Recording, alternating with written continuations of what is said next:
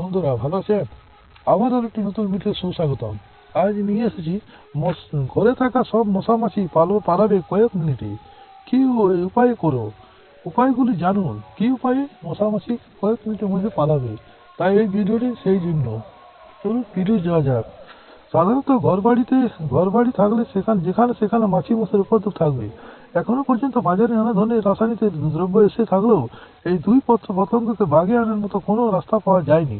বাজারে নানা রকম ধুনো কয়েল কিংবা স্প্রে এসে থাকলেও তার প্রভাব প্রভাব থাকে তাদের উপর মাত্র কয়েক ঘন্টায়। তাই এই ভিডিওর মাধ্যমে আমি জানাচ্ছি মাছি মশা তাড়ানোর কিছু টিপস, যেগুলি আপনারা ব্যবহার করে চিরতরে এই সমস্যা থেকে মুক্তি পেতে পারেন।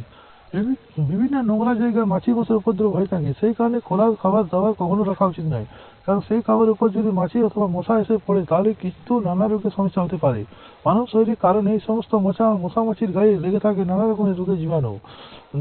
রান্নাঘর যদি অপরিষ্কার থাকে তবে সেখানে মাছির উপদ্রব বেশি। এই সমস্যা দূর করার জন্য একটি পাত্রের মধ্যে নুন জল দিয়ে সেটাকে ফুটিয়ে সারা ঘরে স্প্রে করে দিন। রান্নাঘরে প্রত্যেকটা কোনায় কোনায় ছড়িয়ে দিতে হবে। এই নুন জল স্প্রে মাছিরা একদম সহ্য করতে পারে না।